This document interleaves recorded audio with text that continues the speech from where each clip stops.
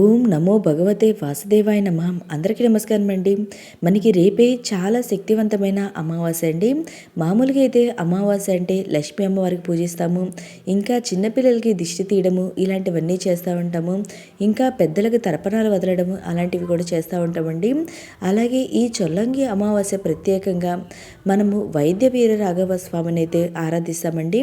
పుష్యమాసంలోని చివరి రోజున చొల్లంగి అమావాస్య అంటాము.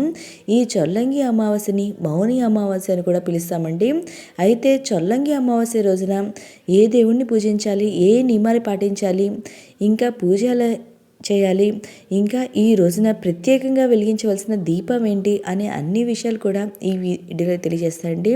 విష్ణుమూర్తి వైద్య వీర రాఘవ స్వామిగా చొల్లంగి అమావాస్య రోజున అవతరించారు. అయితే చాలామందికి వైద్య వీరాఘవ స్వామి అంటే తెలియకపోవచ్చు. చెన్నై దగ్గర ఉన్న తిరువల్లూరు ప్రాంతంలో వైద్య వీర రాఘవ స్వామి యొక్క ఆలయం అయితే ఉందండి.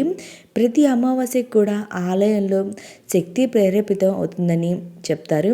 అలాగే ఎవరైనా ఆరోగ్యపరంగా ఇబ్బంది పడుతున్నట్లయితే ఆ స్వామివారి యొక్క అనుగ్రహం ఉంటే అన్నీ తొలగిపోతాయని అంటారండి. అయితే చొల్లంగి అమావాస్య రోజున స్వామివారు అవతరించడం వలన ప్రత్యేకంగా ఆ స్వామివారిని ఈరోజు పూజించినట్లయితే వారికి ఎటువంటి ఆరోగ్య సమస్యలు అయితే ఉండవండి. అయితే ఈ రోజున స్వామివారిని విశేషంగా పూజించాలండి. పిండి దీపారాధన అనేది చేయాలి. చాలామంది దగ్గర వైద్య వీర రాఘవ స్వామి యొక్క చిత్రపటం అయితే ఉండదండి. అలా చిత్రపటం లేని వారైతే మనం ప్రింటౌట్ అయితే తెచ్చిపెట్టుకొని ఈ పూజ అయితే చేసుకోవచ్చండి. ఈ పూజ ఎలా చేసుకోవాలో ఇప్పుడైతే తెలియజేస్తాండి.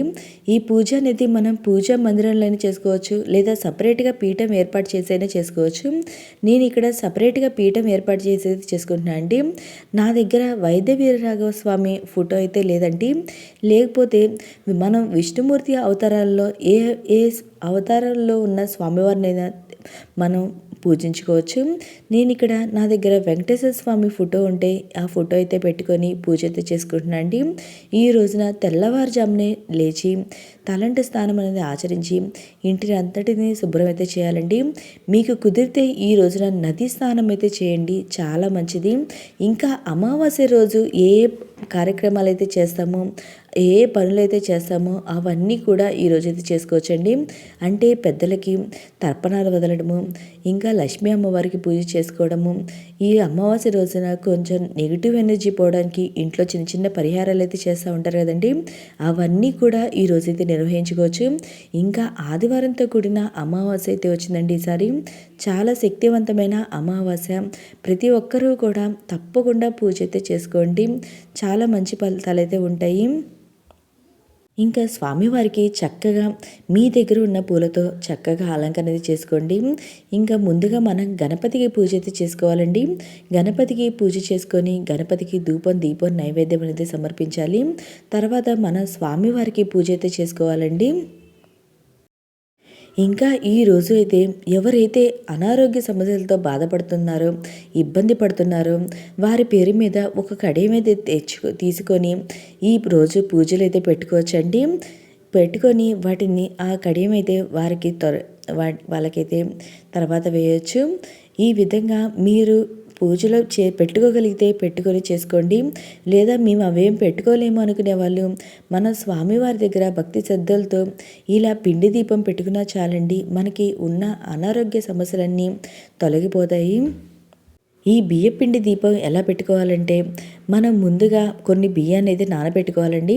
నానబెట్టుకొని వాటిని తర్వాత కొంచెం సేపు అయిన తర్వాత పౌడర్గా చేసుకొని ఈ ప్లేట్లు అయితే పెట్టుకోవాలి.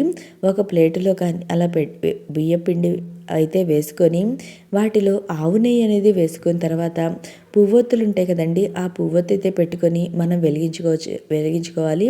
ముందుగా మనం దీపారాధన చేసుకొని స్వామివారికి అగరబత్తి అనేది చూపించాలండి. తర్వాత ఈ పిండి దీపం అయితే వెలిగించుకోవాలి. ఈ విధంగా స్వామివారికి ఈ రోజునైతే పూజ అయితే చేసుకోవాలండి.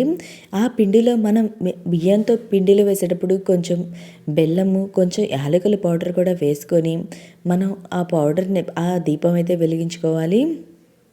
ఒకవేళ మీరు ఇలా పీఠం ఏర్పాటు చేసుకోలేము అనుకునే వాళ్ళైనా సరే, మన పూజా మందిరంలో అయినా సరే ఈ ఒక్క దీపం పెట్టుకున్నా చాలండి. ఈరోజు మనకి ఎలాంటి అనారోగ్య సమస్యలు ఉన్నా కానీ వారి పేరు చెప్పుకొని ఈ దీపం అయితే వెలిగించుకుంటే ఎటువంటి అనారోగ్య సమస్యలు అయితే ఉండవండి, దూరం అయిపోతాయి.